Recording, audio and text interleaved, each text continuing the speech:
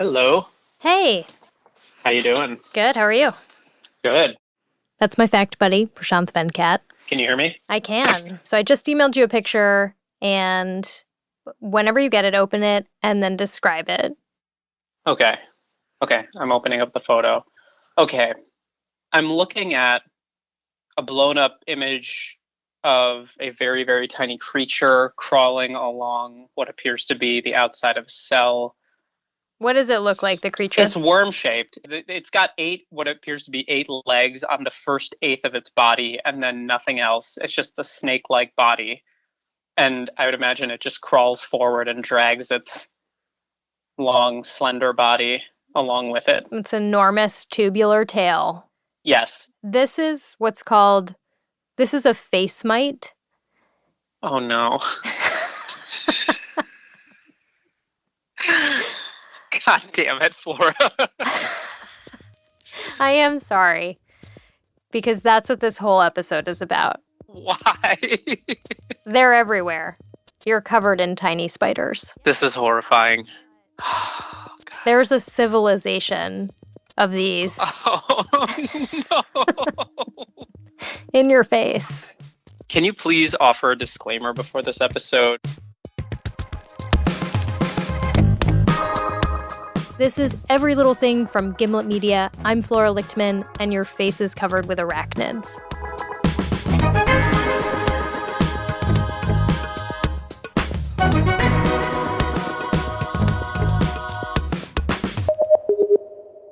I love this fact. I also realize I'm in a minority on this one. But I love thinking about the idea that there's this whole alternate reality that I'm oblivious to, and that the drama of this world is unfolding on my face. I usually find that people definitely express, some sort of revulsion, but then they're really curious. There are a handful of face mite experts in the world, and Michelle Troutwine from the California Academy of Sciences is one of them. And if I can get you past the revulsion, here's the reason to be curious. There's a society living on your face. I want to know everything about them. What are their customs and traditions? How do they spend their day? Who are they? There's two species of mites that live on our face, and one is long and skinny, and I consider it to be the more gregarious mite, so it lives in groups, like in clusters. You may find 4 or 5 all clustered together at the top of a pore. And then there's what I consider its short, fat cousin that lives by itself, and it lives deeper kind of in your sebaceous glands. I love how the tall, skinny one is like the social one. I actually hate it, to be honest. The shorter, fatter one's happier, though, right? I'm sure. I'm sure. I am sure of it. These mites are related to scabies and ticks, and distant cousins of scorpions and spiders. The mite cities, their densest population centers, are around your nose, eyelashes, and forehead. Their diet is pretty oily. They consume mostly the contents of your oil-producing cells. And their days seem relatively relaxed. They spend most of their time in your pores. But at night, things heat up. Researchers think they come out of your pores in the evening to have sex on your face. And they have some really bizarre things about them, like the males have a penis that sticks out of their back, which is bizarre. To us. Yeah, to us, exactly. Totally normal in their world. In the mite world. Do you have an order of magnitude guess for how many face mites are on a person? Like, how many face mites are on me right now? I mean, definitely thousands. They seem to come in peace. They don't seem harmful for most people, although they have been associated with rosacea. And they seem to live on almost everybody. On the face, but also on other hairy parts of your body. And your mite colony is specific to you. In fact, your mites can tell you a lot about your life. Anytime you spend much time cheek to cheek with someone, you may get a new kind of colonization of face mites. Your mites migrate via cuddles, which means that the particular mite society that lives on you reflects your most intimate personal history. You may be able to tell who you've slept with by, the mites on your face. If you couldn't tell already. Right. You hire a mite detective if you suspect your partner of cheating. Your mites can tell you other things about you, too. You mainly inherit your mites from your parents. There's evidence that they migrate during breastfeeding, but you can also get them from your dad. And mite colonies stay with families for generations. So they're kind of like this proxy DNA, which means that mites can tell us where we come from. We could definitely make a good guess, yeah. And down to what resolution of geography? Is it like continental, or does it go beyond that even? It goes so much beyond that. Really? It's very exciting. So, for example, I have a handful of people I've sampled from Ethiopia, and they all cluster together in like a beautiful little Ethiopian, cluster of face mites. Very distinct from the other African samples I have. So, these mites aren't just gross creatures on your face, right? They actually can tell a story about human history and how we've changed over thousands and thousands of years. Michelle thinks that mites can help us with big evolutionary questions we don't yet have answers to. One of the things Michelle's really interested in is whether mites could help us figure out what route early humans took out of Africa. When you consider human evolution and the fact that it's a historical science, you can never really know when you've hit the absolute truth, right? Because you're recreating the past. But I think having multiple lines of evidence point to the same story is really important. If mites are going to help us tell the story of human evolution, we need to know more about them. So Michelle is working on a mite map of the world that looks at the genetic differences of face mites from different parts of the globe. So the team has collected 1,000 samples from 80 different countries. And what that means practically is asking her kids, her colleagues, and a lot of strangers if she can scrape the mites off their noses. I think, is this him? Yeah, I've had a lot of, semi-awkward conversations where I ask, Uber drivers if I can scrape their face. Did you know that you have mites that live on your face?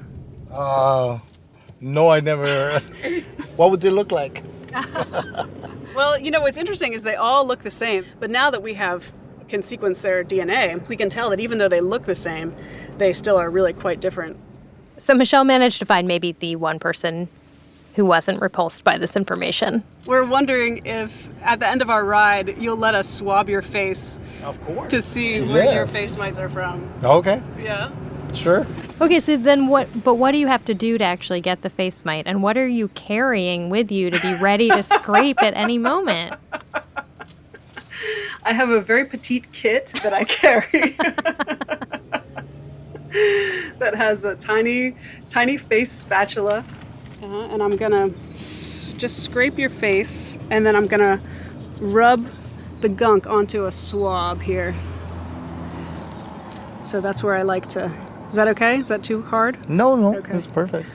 Are people easy to be tested, or are some people kind of hesitant to give you samples? Often when we just sort of spring it on people like we did today, yeah. I have to say we get mixed results. And so we were really actually very relieved that you were interested. Like I said, I'm all for science. Life is a mystery, and we need to find out where we come from. What's our purpose here? Cool, thank you. Well, thank you. Thanks again. That was George Ponce.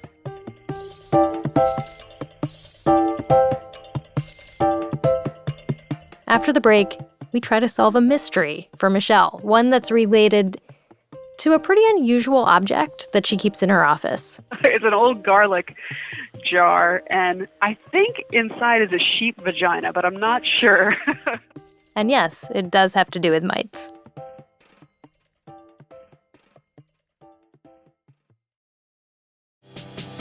This episode is brought to you by SoFi, the all-in-one finance app where you can bank, borrow, and invest. It's time to achieve your financial ambitions. Earn more on your savings with a SoFi Bank High Yield Savings Account. Ditch your higher interest credit card debt with a SoFi personal loan.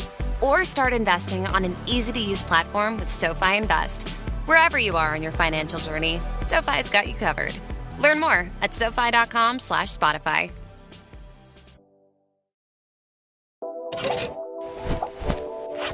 Every outfit starts with a choice. What am I wearing underneath? Something comfortable? And let's be honest, something that keeps everything looking smooth. That's where Vanity Fair lingerie comes in. Their new Smoothing Wireless Bra has 4-way stretch fabric for all-over smoothing, soft, lightly lined cups for a natural shape, and no wire comfort that lasts all day. All over smooth, all day comfort. Vanity Fair lingerie. Find yours at Target today. This episode is brought to you by SoFi, the all-in-one finance app to bank, borrow, and invest. Say goodbye to account fees and give your bank balance a glow-up with the SoFi High Yield Savings Account. Get over 8 times the national average savings rate and an epic welcome bonus when you sign up with eligible direct deposit. Sign up at SoFi.com/Spotify. SoFi Checking and Savings offered through SoFi Bank N.A. Member FDIC. Terms apply. This episode is brought to you by Sweetgreen. The day doesn't ask for permission. Lunch window? Gone before you saw it coming. You deserve a break that actually satisfies. Sweetgreen's new wraps have got you. Real ingredients, zero shortcuts. Everything you love in one hand. Think Green Goddess chicken, garlic aioli, crumbled bacon, corn salsa. 40 grams of protein. Made to keep up with whatever comes next. New Sweetgreen wraps hit different. Order now at order.sweetgreen.com. Scientists discovered that our bodies are planets for tiny spiders in the 1840s. Michelle is a modern mite pioneer, but she said a lot of her research builds on work actually done by one guy, this kind of legend of the mite world.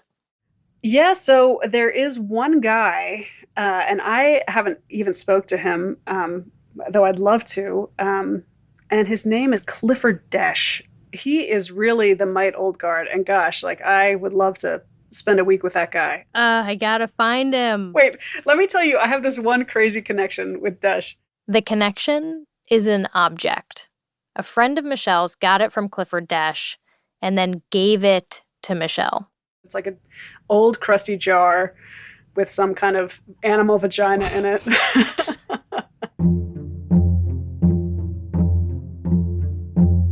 Anyway, so I guess because she had moved on from these mites, I got delivered this old jar. She said it had been sitting in her pantry for like a decade.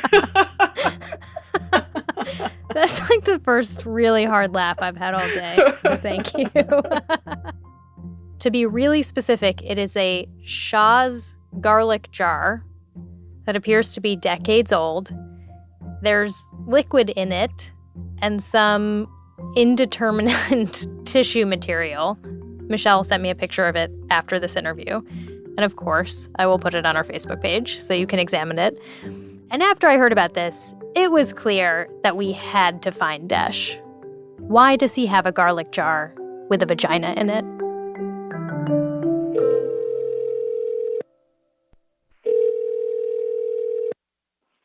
Hello? Hi, Dr. Desch. This is Flora. Yes, this is he. Hi. Hi. Cliff Desch is retired now, and he probably knows more about Demodex mites than anyone else alive. Over his 40-year career, Cliff described more than 30 new mite species. By looking very closely at the skin of animals, Cliff found that mites aren't just all over you, they're all over lots of things. Let's see, the leaf-nosed bats in South America, snow leopard, various rats, certain opossums, marsupial mice from Australia, California sea lions. Just trying to, those are... But mite collecting can be harrowing. Hamsters have some incredible teeth that can go right through your finger. Anyway, they're brutal, so the dead animals are better. So Cliff developed an alternate collection strategy? I used to keep plastic bags in the car so I could go down a road and pick up roadkills, because I know, for example, red squirrels have 3 undescribed species and gray squirrels have 2, and... Like, do people drive by and say, "What are you doing?" No, it's I'm usually faster than that.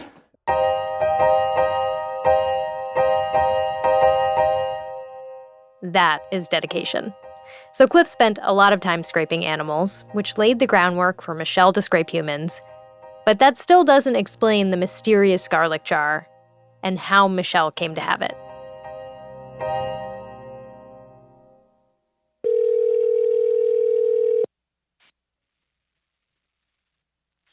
We are not available now. Oh, no. Please leave your name and phone number after the beep. Hello? Hi, Hi. Dr. Hi. Desch? Yes, This Hi. is Flora again. Hi. Hi. I have Michelle Troutwine on the line here. Uh-huh. Hi, Dr. Desch. Hi, how do you do? Good. How are you? Okay, have we in fact ever met? Frankly, I don't remember. we haven't, but you're like a legend in my mind, so I'm very excited and very privileged to get to talk to you today.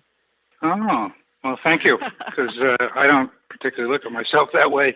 Yeah. Clifford, Michelle has something of yours, and I thought maybe you two could talk about it. Oh. What is it? So it's an old garlic jar, and I think inside is a sheep vagina, but I'm not sure. Yeah, the sheep one I did when I was on sabbatical. Yeah, the sheep one is from when he was on sabbatical. This is not the only jar of its kind. So I had quite a few jars of those. You do. And I must have given some to somebody. I don't know. Cliff collected this particular specimen in New Zealand. In Wellington, they have a slaughterhouse, mostly sheep. It's sort of like a disassembly line, if you've ever watched it happen. Animals come in whole and they go out in pieces, you know. So anyway, these guys knew that I needed this particular piece of the anatomy, so the sheep would come by and then there'd be this one little hanging on a hook. So we got a couple jars of those. Dr. Desch, does this mean that you went to a slaughterhouse in New Zealand and said, I need your sheep vaginas? Now I can't remember if I can't imagine I just walked in the door and asked for this. But I don't remember how it was set up, but I know I spent quite a while there because I had these quart pickle jars, and I think there were a couple of them we filled up. So it was interesting. Did they think it was weird? How did they respond? Well, I'm sure they thought it was weird, you know. So, yeah, I'm positive they thought it was weird, but they didn't seem to mind anyway. Life is weird. Sometimes the answers to the origins of humankind start with a garlic jar of sheep vagina. This is actually what I love about finding stuff out. I love that it requires Cliff Desch to go to a slaughterhouse and ask for sheep parts, which then sits in someone else's pantry for years, before it eventually makes it to Michelle Troutwine's desk. And then, once it's there, it makes total sense for it to be there because it actually represents the foundation of her work that can tell us about the origin of humankind.